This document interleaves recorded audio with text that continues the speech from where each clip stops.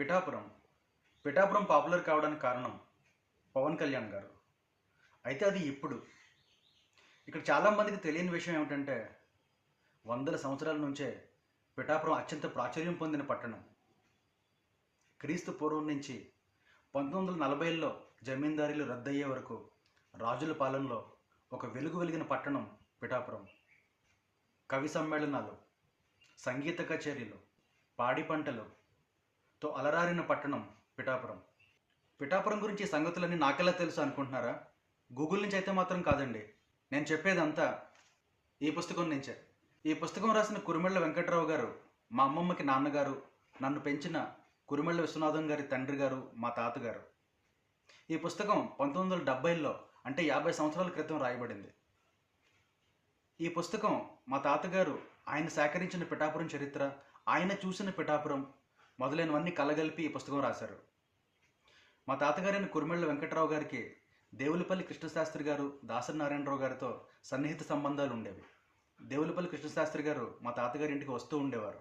దాసరి నారాయణరావు గారు, మా తాతగారు శ్రీపాద నరసింహం బ్రదర్స్ అనే ఒక ప్రైవేట్ సంస్థలో కలిసి పనిచేశారు. అప్పటికి నారాయణరావు గారు ఇంకా సినిమాల్లోకి రాలేదు. మా తాతగారు కూడా ఒక సినిమాకి మాటలు పాటలు అందించినట్టు మా నాన్నగారు చెప్పేవారు. అయితే నాకు ఆ సినిమా పేరు గుర్తులేదు. పురాణాల్లో ప్రచారంలో ఉన్న కథ ప్రకారం విష్ణుమూర్తి గయాసురుడిని సంహరించినప్పుడు గయాసురుడి తల, మొండెము, పాదాలు వేరువేరు చోట్ల పడ్డాయి. ఈ తల పడిన చోట శిరోగయ అని, మొండెం పడిన చోట నాభిగయ అని, పాదాలు పడిన చోట పాదగయ అని క్షేత్రాలుగా ఏర్పడ్డాయి. ఈ శిరోగయ బీహార్లోని గయాలో ఉంది. నాభిగయ ఒరిస్సాలో ఉంది. ఈ పాదగయ మన పిఠాపురంలో వెలిసింది.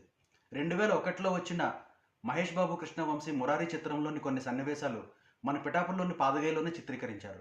ఏ పట్టణము మ్రోల ఏలేరు ప్రవహించు పృథువికి ముత్యాల పేరు ఓలే అంటూ సాగే ఈ పద్యంలోనే పిఠాపురం గురించి సుమారు 600 ఏళ్ల క్రితం వర్ణించబడింది. ఈ పద్యం శ్రీనాథ కవిసార్వభౌముడు రాసిన భీమేశ్వర పురాణంలోనిది. తెనాలి రామకృష్ణుడు తన పాండురంగ మహత్యంలో నిగమశర్మ పిఠాపురం వాడని, పిఠాపురం కళింగ దేశానికి ఆభరణమని అన్నారు. కళింగ దేశం అంటే ఇప్పటి శ్రీకాకుళం నుంచి గోదావరి వరకు ఉన్న ప్రాంతం. ఆది శంకరాచార్యుల వారు కేరళలోని కాలడీలో జన్మించారని చరిత్ర చెబుతోంది.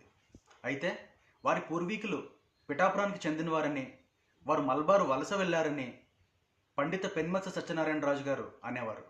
ఇక సంగీతం విషయానికి వస్తే ఉద్దండులైన సంగీత విద్వాంసులు పిఠాపురంలో అనేక మంది ఉండేవారు. ఉదాహరణకు 2 గురించి చెప్తాను.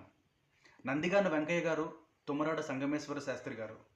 నందిగాన వెంకయ్య గారు వృద్ధులై పళ్ళు ఊడిపోయిన తర్వాత కూడా గంటల కొద్దీ ఏకదాటిగా సంగీత కచేరీలు చేసేవారట. సావేరి రాగం ఆలపించడంలో ఆయనకు ఆయనే సాటి అని చెప్పుకునేవారు. ఇక సంగమేశ్వర శాస్త్రి గారు వారి మేనల్లుడే. వారు వీణా వాయిద్యంలో దిట్ట. కాకినాడలో ఏదైనా పెద్ద సంగీత కచేరీ జరిగి దక్షిణాది నలుమూలల నుంచి వచ్చిన పెద్ద పెద్ద సంగీత దురంధరులందరూ కూడా పిఠాపురం వచ్చి సంగమేశ్వర శాస్త్రి గారి ఆశీర్వాదం తీసుకునేవారు. ఒకసారి రవీంద్రనాథ్ ఠాగూర్ గారు 1918లో పిఠాపురంలో కోటలో బస చేసినప్పుడు సంగమేశ్వర శాస్త్రి గారి వీణా వాయిద్యం విందామనుకున్నారు. 1 గంట అనుకున్న కార్యక్రమం సంగమేశ్వర శాస్త్రి గారి వీణా వాయిద్యానికి ముగ్ధులైన రవీంద్రనాథ్ ఠాగూర్ గారు 3 గంటల పాటు విన్నారట. పిఠాపురాన్ని పిష్టపురం అని పిలిచేవారని 6వ శతాబ్దం వరకు లభించిన శాసనాలు చెప్తున్నాయి.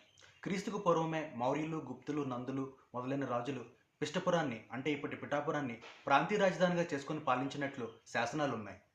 పిఠాపురాన్ని పాలించిన చివరి రాజుగారి పేరు శ్రీ రాజారావు వెంకటకుమార మహీపతి సూర్యరావు బహదర్. వీరు 1905 నుంచి 1949లో జమీందారీలు రద్దయ్యే వరకు పిఠాపురాన్ని పాలించారు. వీరి కాలంలోనే మా తాతగారు జీవించి ఉన్నారు. కాబట్టి ఆయన రాసిన పుస్తకంలో ఎక్కువగా అప్పటి విశేషాలు ఉంటాయి.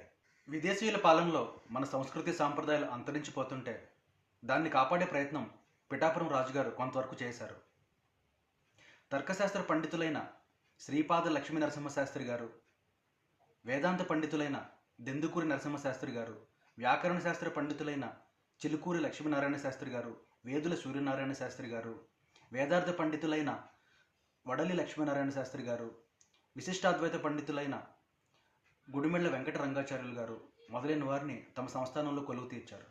వీరు తమ అసమాన ప్రతిభతో పిఠాపురం సంస్థానానికి ఎనలేని కీర్తి ప్రతిష్టలను ఆర్జించారు. పిఠాపురం రాజాగారు తమ సంస్థానంలోని తాటి చెట్ల నుండి కళ్ళు గీయడాన్ని నిషేధించారు.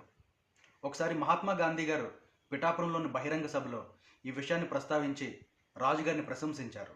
మా తాతగారు ఆయన చిన్నప్పుడు పిఠాపురం ఎలా ఉండేదో వివరిస్తూ, అంటే 20వ శతాబ్దం ప్రారంభంలో అందరూ మహారాజు నుంచి మాలి వరకు అందరూ తెల్లని బట్టలే వేసుకునేవారట.